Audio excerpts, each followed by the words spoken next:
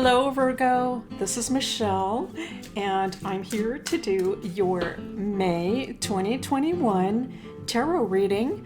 We're using the Smith-Waite Tarot Deck Centennial Edition. All right, so this is it's a reproduction deck of Pixie's original deck. All right, so it's a lot of fun. I really like it a lot. And then also I'm going to bring in a butterfly affirmation for the springtime for May. Okay, those are really pretty cards. We haven't used them in a while. All right, so this is for my Virgo friends. For my Virgo friends, what are the messages that we need to know for the sign of Virgo? Okay, let's take a look and see.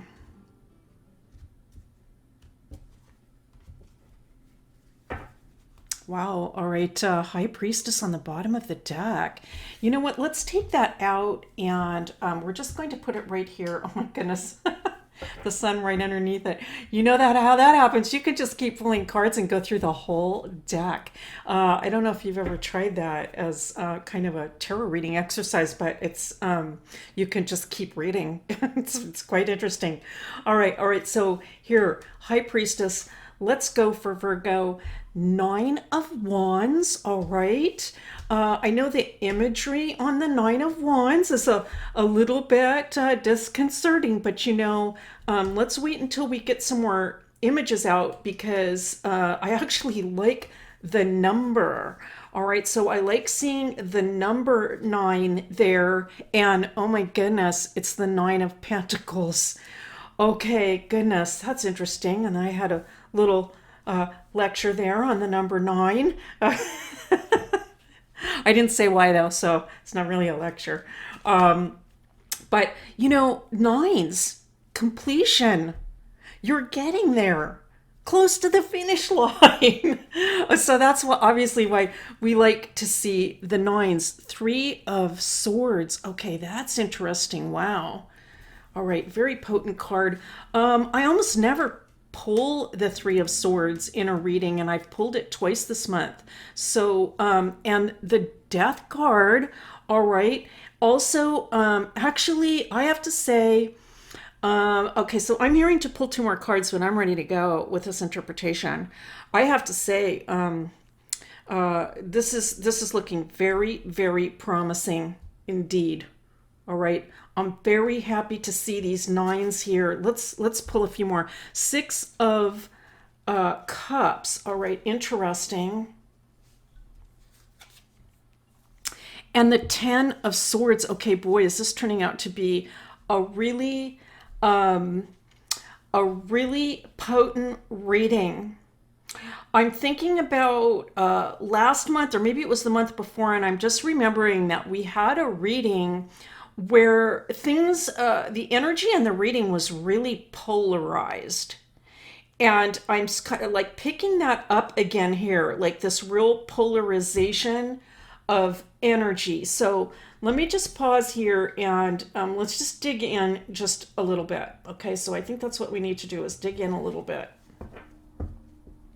So here's what I'm seeing, Virgo. It has been a long, hard road. Okay, that's the first thing.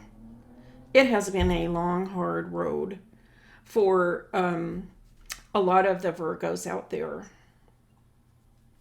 I feel that some of you have been working very, very long and hard and by long, I mean like this could be many years. It could be like almost like a decade or more.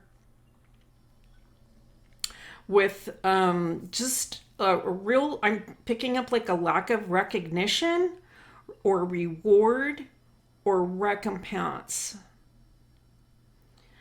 So all this energy is going out, right? And you're doing this excellent job because Virgos rarely do anything but an excellent job. Virgos aren't very good at cutting corners. It would probably be a lot easier if we could cut corners, but we don't tend to cut corners. We always do a really good job. And if you've made it to this reading, it's possible that you've been doing a lot of work, doing a really good job, and the feedback or the recognition or the compensation isn't, it doesn't reflect, I should say, the work that you've done. You deserve more, Virgo. Okay, you deserve more, and you know it too. Good for you. Good for you, because you're backing yourself up. When you say, you know what, I deserve more, I deserve better. Okay, I deserve better. Then you are recognizing yourself. Okay, and so for some of the Virgos that potentially, you made it to this reading this far, potentially there's a sensation that, you know what, I have to support myself, because if I don't, I mean, who else is going to do it? Who else is going to do it? And you've done a marvelous job. Now, getting back to that idea about the nines, though, and why I just like seeing nines coming into the reading, and why I got a little bit giddy over that, is that it suggests that there's a transition period going on, and you're very close to making a big shift. I mean, you could actually be doing it right now. You could be making the shift away from whatever situation it is that wasn't optimal. You can be making the shift away from that and into something that is much, much better. Now, that's what the Death card is all about. Okay, it's about something exiting life. Okay, something exiting out of life so that new life can come in. Right? We see this kind of sort of sun. This could be a setting sun, right? But the sun sets and then it rises again. It's a process, right?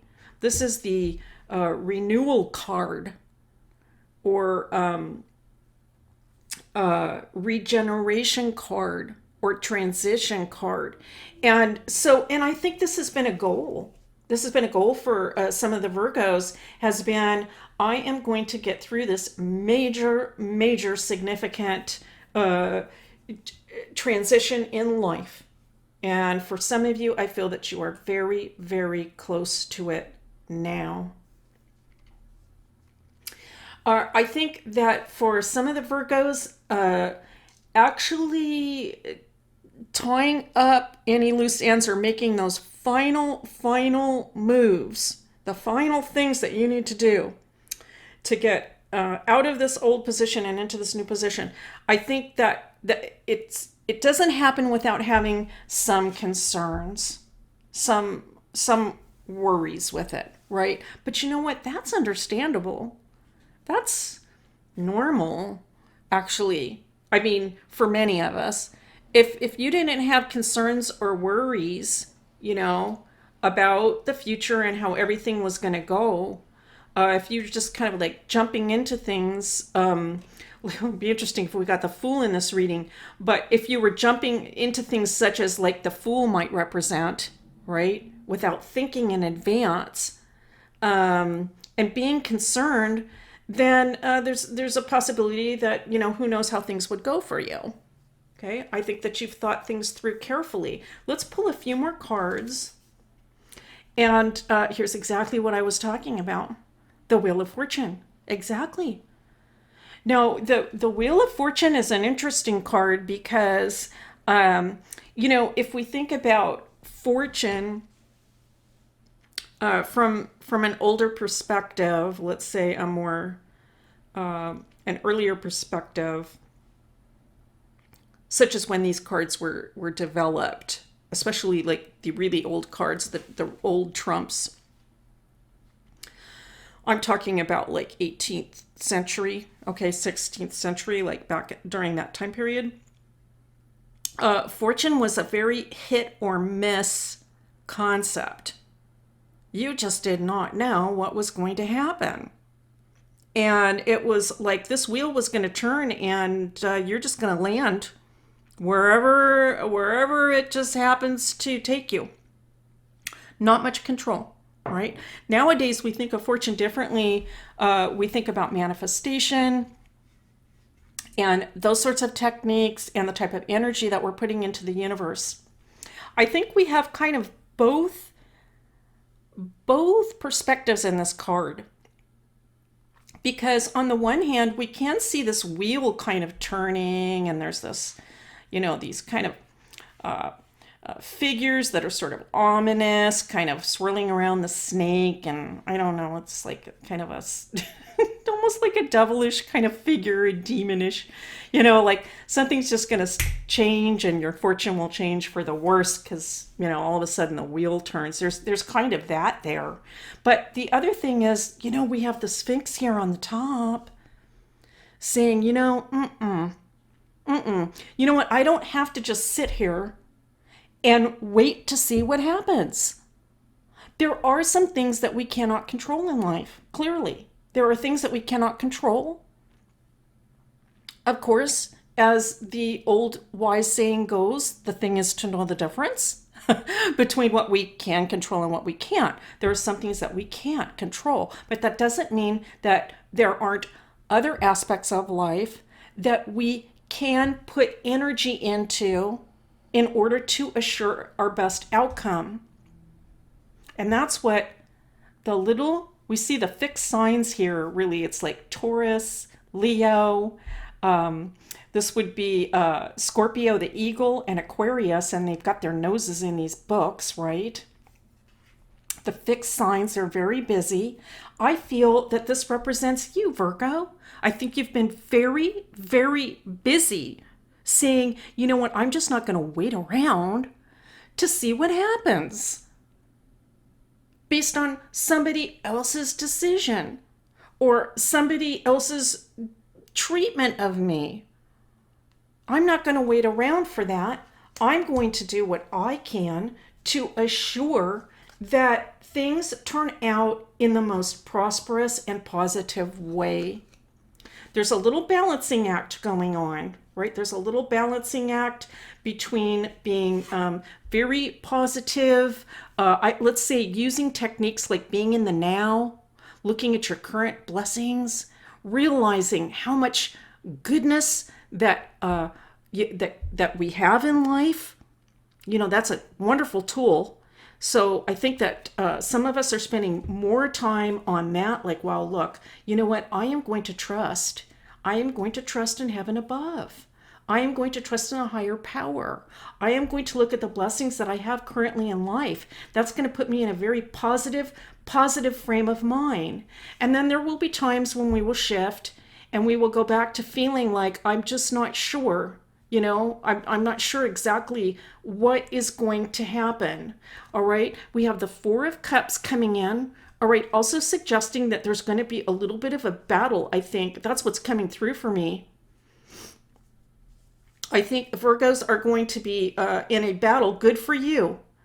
It's better to be fighting it than just giving up. I think there's a little battle going on regarding positivity and believing in the self and knowing that you are indeed in an absolutely beautiful position. All right, you might not be sure about it. You might be like, geez, I'm not really sure. Do I have what it takes to rise above, to get ahead? Well, yes, you do. Yes, you do. And boy, this May reading, here we have the 10 of Pentacles coming in. Beautiful to see. All right, 9 and 10. Beautiful to see. The message is, yes, you do. And so a little bit of a sensation for me about, you know what, I am really going to put my focus and my mind toward bringing about the most positive future that I can imagine for myself. Knowing in my heart of hearts that this is what I deserve and that I absolutely have I was going to say power. Okay, so let me find the word. And knowing that absolutely, I'm going to say it. It's coming through. Okay, I hesitated, but that I have the gifts. All right, that I have the gifts and the talent to see this through. Okay, there's a little bit of hesitancy there. It's like, because I'm picking up that sense of Virgo humility. Virgos don't like to boast, about themselves, right? Virgos don't like to say, you know what? I'm really talented. I have amazing gifts.